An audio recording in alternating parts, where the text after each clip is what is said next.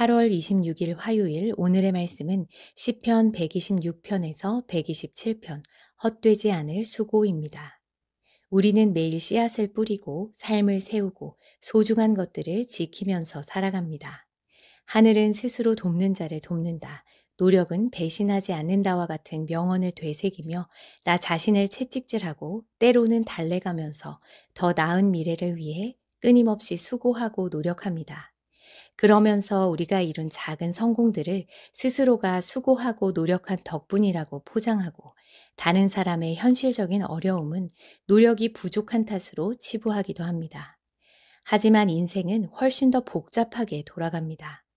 직장과 인간관계, 건강과 재정 등 삶의 여러 영역에서 오랜 시간 쏟아부은 수고와 성실이 행복과 성공으로 이어지지 못하는 경우가 얼마나 많습니까?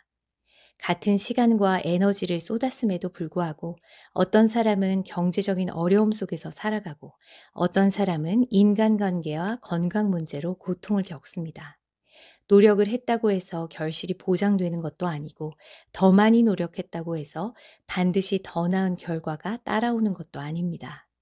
때로는 환경, 기회, 행운 혹은 우연이라고 부르는 여러 요소들이 작용해서 별다른 수고를 하지 않았는데도 예상치 못한 큰 결실을 얻기도 합니다.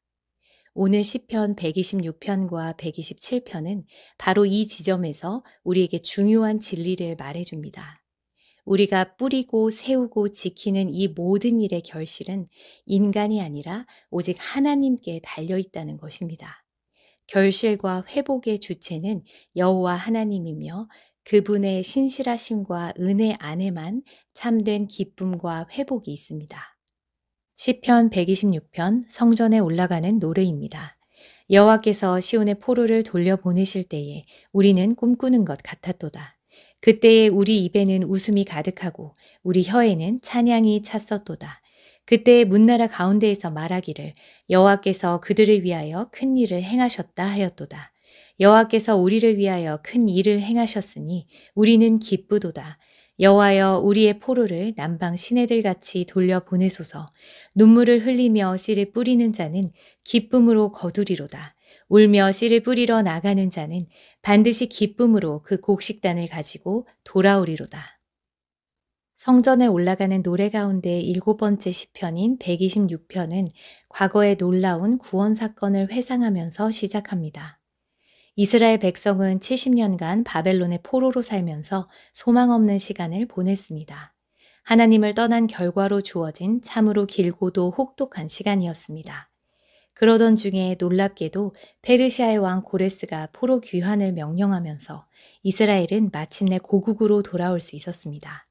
고레스의 이러한 결정에는 사실 애굽 정복의 발판을 마련하기 위한 정치적인 의도와 계산이 깔려 있었습니다. 하지만 사람들은 이 사건을 단순한 인간의 결정으로 인한 결과로 보지 않았습니다.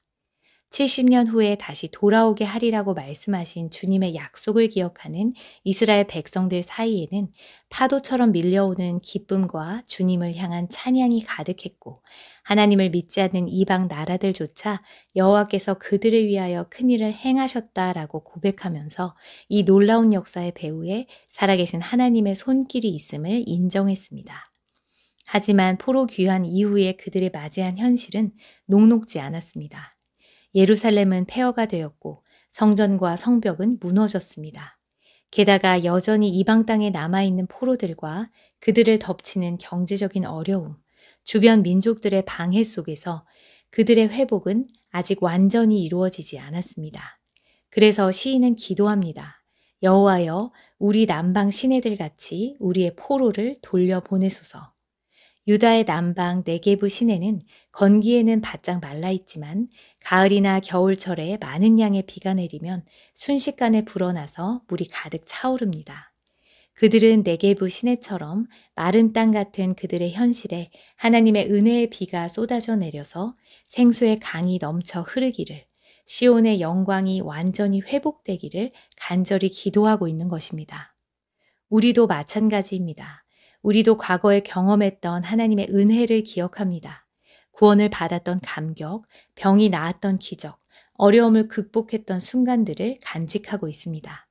하지만 여전히 해결되지 않는 문제들과 하나가 지나갔다 싶으면 또 새롭게 다가오는 시련들 앞에서 오늘도 눈물을 흘리며 주님께 간구하지 않을 수 없는 것이 우리의 현실입니다. 과거에 기쁨의 단을 거두던 시절은 멀어졌고 현재는 눈물로 씨를 뿌려야 하는 계절입니다. 농부가 씨를 뿌리는 일은 단순하고 지루하면서 눈물이 날 만큼 고된 노동입니다. 더구나 비가 올지 안 올지를 확신할 수 없는 메마른 땅에 이제는 폐허가 되어버린 그 땅에 자신의 전부와 같은 씨앗을 뿌리는 일은 눈물 없이는 감당할 수 없는 일입니다. 하지만 그럼에도 불구하고 우리는 과거 하나님께서 행하신 그 크고 놀라운 일들을 기억하며 그 은혜에 감사함으로 묵묵히 씨를 뿌릴 수 있습니다. 그리고 자기 백성의 눈물과 수고를 헛되게 하지 않으실 하나님의 신실하심을 믿기에 기쁨으로 곡식단을 가지고 돌아올 미래의 그날을 고대하고 확신하면서 씨를 뿌릴 수 있는 것입니다. 이렇게 실패와 좌절의 순간에도 하나님을 의지하며 눈물로 씨를 뿌리는 우리의 수고는 하나님의 은혜가 머무는 통로가 됩니다. 그렇기에 현재의 고통과 어려움 속에서도 좌절하지 말고 기쁨의 결실을 주실 하나님을 바라보며 묵묵히 인내하고 기도하며 말씀 안에서 순종하고 사랑을 실천하는 믿음의 씨를 뿌려야 합니다. 그럴 때 하나님께서는 감사와 찬양의 열매, 참된 기쁨과 안식을 허락하실 것입니다. 시편 127편 솔로몬의 시, 곧 성전에 올라가는 노래입니다. 여호와께서 집을 세우지 아니하시면 세우는 자의 수고가 헛되며 여호와께서 성을 지키지 아니하시면 파수꾼의 깨어있음이 헛되도다. 너희가 일찍이 일어나고 늦게 누우며 수고의 떡을 먹음이 헛되도다.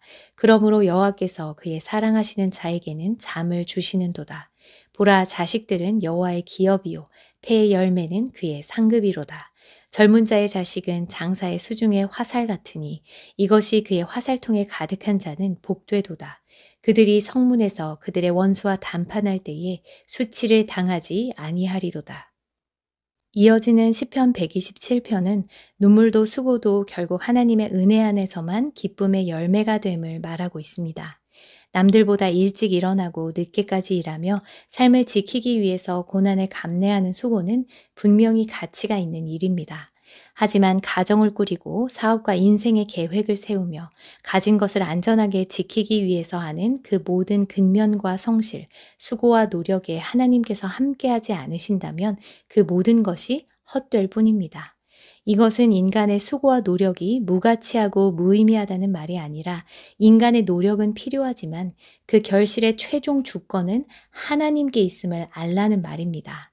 우리가 씨를 뿌리고 집을 세우고 그것을 지키기 위해 깨어 있음에도 불구하고 하나님께서 허락하지 않으시면 그 결실과 안전은 보장되지 않습니다.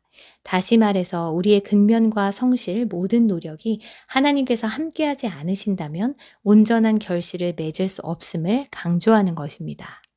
시편 127편에서 잠을 자는 것, 휴식의 반대말은 일을 하고 있는 상태라기보다는 쉬지 못하는 상태를 말합니다. 밤 늦게까지 일하고 근심하며 잠을 못 이루는 것은 어찌 보면 우리의 삶을 오직 우리의 힘으로만 지키려 했던 결과일지도 모릅니다. 진정한 평안과 참된 열매는 하나님과 동행하며 모든 수고를 마친 후에 그 결과를 하나님의 지혜와 선하심에 온전히 맡길 때에 경험할 수 있습니다. 솔로몬은 헛된 수고를 내려놓고 하나님께서 주시는 참된 복을 바라보게 합니다. 그 대표적인 예가 자녀입니다. 하나님께서는 인간에게 임신과 출산이라는 과정을 주셨지만 자녀의 출생과 자녀의 삶은 부모의 계획과 노력으로만 이루어지는 것이 아닙니다. 그것은 전적으로 하나님의 은혜에 속한 것입니다. 그런데 우리가 자녀를 우리의 능력과 노력으로 얻은 소유나 성취의 결과물처럼 바라본다면 우리는 쉽게 실망하고 좌절에 빠지게 됩니다. 그러나 자녀가 그리고 내게 주어진 모든 것들이 하나님께 속한 값진 선물임을 인정할 때 우리는 수고와 기쁨의 균형 속에서 모든 것을 바라볼 수 있게 됩니다.